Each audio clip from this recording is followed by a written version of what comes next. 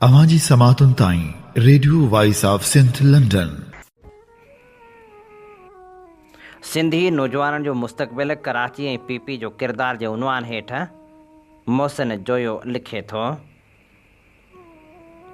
जीअं त हीअ सेप्टेंबर महीनो गुज़री रहियो आहे, हिन महीने में शहीद मीर मुर्तज़ा भुट्टो खे शहीद कयो वियो। उनखे शहीद करण जो रियासत वटि पंहिंजो बयानियो आहे, अवाम वटि पंहिंजो बयानियो आहे। पर हिकु अहम ॻाल्हि जी निशानदेही करणु चाहियां थो, त उहा त मीर मुर्तज़ा जे क़त्ल जो हिकु अहम कारण कराची खे ओन करणु हो। संदसि घर समेत मुखिया सियासी सरगर्मियुनि जो महवर कराची हो। हाणे अचो शहीद बशीर ख़ान कुरैशी जो पुरस्रार मौत, जंहिंजो कारण हर को माण्हू सम्झे थो, पर छा रुॻो उनजो कारण संदसि सियासी नज़रियो हो? बिल्कुलु हो। अहम कारण उनजो कराची में रहण ऐं पंहिंजी सियासी सरगर्मियुनि जो महवर कराची खे बणाइणु हो। एतिरे क़दुरु जो पीपी जीअं इक़्तिदार में आई ऐं पोइ जॾहिं जॾहिं इक़्तिदार जो हिसो थी शहरनि में रहंदड़ सिंधियुनि, ख़ासि तौरु कराची हैदराबाद में उनजो क़त्लेआम, घरनि कारोबार ते कब्ज़ा आम ॻाल्हि बणिजी वई।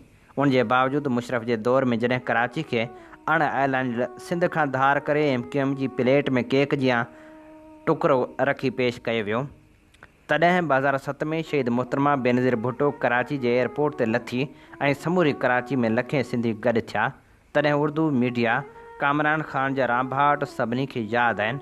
नेठि कराची में धमाका करे 500 खां मथे अक्सरियत सिंधियुनि बलोचनि जी हुई, उन्हनि खे शहीद कयाऊं। हाणे जेकॾहिं वेझे माज़ी में कराची जी सियासत में सिंधियुनि जे हिसे जो जाइज़ो वठूं था, त साईं GM सैद जॾहिं 1925 में कराची जो वाइस चेयरमैन हो ऐं उन सामूंडी पट्टी ते रहंदड़ मुहाणनि जी टैक्स पॉलिसी तां अंग्रेज़नि सां इख़्तिलाफ़ु शुरू कयो ऐं उन खां पोइ माफ़ी बि न घुरी, तॾहिं खेसि कॾहिं बि सर जो लक़ब कोन ॾिनाऊंसि ऐं आख़िर ताईं 1937 में अक्सरियत सां चूंडिजी अचण बावजूदि इक़्तिदार खां ॿाहिरि रखियाऊंसि। मथां वरी सूर्या बादशाह जी अॻुवाणी में अंग्रेज़नि सां विढ़िया। साईं मोहम्मद इब्राहिम जोयो पंहिंजे किताब सिंध बचायो में लिखियो त हुर कंहिं बि सूरत असांजा सिंधी हुआ। अॻिते जोयो साहिबु लिखे थो त अंग्रेज़नि उहो पिछाड़ी जो तइ करे छॾियो हो त सामूंडी पट्टी जा इख़्तियार कंहिं बि सूरत सिंधियुनि वटि न रहंदा। ख़ासि तौर ते साईं GM सैद जहिड़नि सियासतदाननि जे विरहाङे खां पोइ ईअं ई थियो।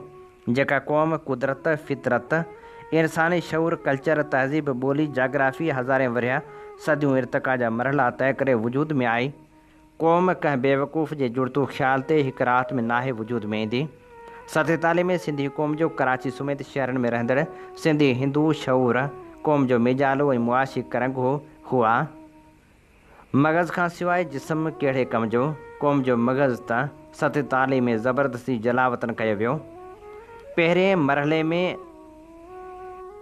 मज़हब जे बुनियाद ते शहरनि मां हिंदू सिंधियुनि जी नस्लकशी कई वई। ॿिए मरहले में रहियल सिंधी मुस्लमान जी कराची शहर में नस्लकशी जारी आहे। हाणे हिते जेका बुनियादी ॻाल्हि सम्झण जी आहे त विरहाङे महिल पंजाब ऐं बंगाल ॿिनि हिसनि में विरहाइजी विया। बंगालियुनि ऐं पंजाबियुनि जी लॾपलाण बि सिंधी हिंदुअनि जियां थी, पर अहम ॻाल्हि इहा ई हुई त उन लॾपलाण जे नतीजे में उन्हनि वटि मज़हब जी आड़ में धारियुनि जा लश्कर दाख़िल न कया विया, जीअं सिंध में थियो। उते रहंदड़ मुस्लमान पंजाबियुनि ऐं मुस्लमान बंगालियुनि छॾे वियल मिल्कियतनि, शहरनि, वसीलनि, सक़ाफ़त जा मालिक थिया। पर असां सिंधी मुस्लमान ते पाबंदी लॻाई वई त उहे कंहिं बि सिंधियुनि जी छॾियल मिल्कियतनि, कारोबार खे ख़रीद छा पर शहरनि में बि न ईंदा। लियाकत चयो तव्हांजो कमु गॾे हकलण ऐं कुकड़ पालण ऐं विढ़ाइणु आहे। उहो वञी हैदराबाद खां शुरू कयो। सिंधी ॿोली खे कराची हैदराबाद मां मुकमल ख़तमु कयो वियो। एतिरो नुक़सानु असांजो सिंध खे सिंधी हिंदुअनि जी छॾे वञण सां न पहुतो, जेतिरो नुक़सानु सिंधी मुस्लमाननि खे मुकमल कराची खां परे रखियो वियो।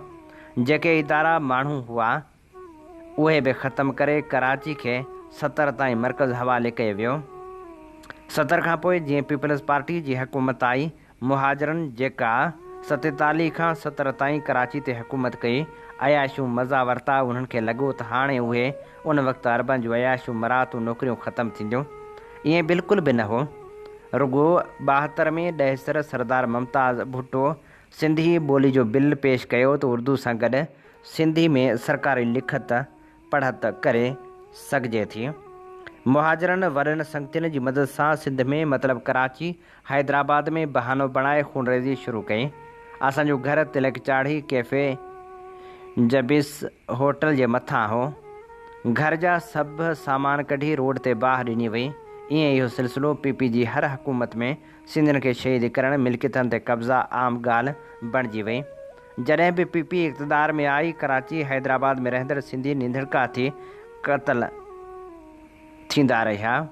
शहरनि में हुजण करे हिकु तरफ़ दहशतगर्द तनज़ीमनि जे अताब में गुज़ारिन, न कारोबार, न नौकिरी, न मालिकी। हिकु मुकमिल नौजवान वाइड़े जो वाइड़ो नसल छा करे। शहरनि में खरबे रुपया हूंदे बुख, बदहाली, गुरबत। अॼु रुगो कराची जो साल में टैक्स 35 खरब आहे। सोचो त कमाई केतिरी हूंदी। हालत इहा आहे त पंजाब ईंदड़ नौकिरियाणियूं जेके बंगलनि में कमु कनि थियूं, किरोड़नि जूं, रुगो उहे मालिक आहिनि।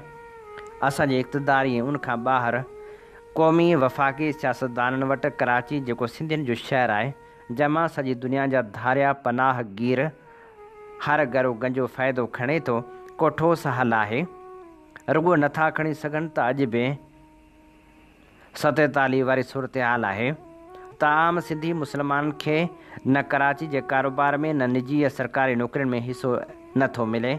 छा लाहौर में पंजाबी मुस्लमान खां सवाइ का ॿी मख़लूक आहे? ईअं ई पख्तूनिस्तान, बलूचिस्तान में के धारिया आहिनि? पीपीए जे शहरनि में ख़ासि कराची हैदराबाद में हुकूमत अलामती आहे। साह थो वञनि मीडिया खां। न कराची में सिंधी तइलीमी इदारा, यूनिवर्सिटियूं क़ाइमु करे सघिया आहिनि।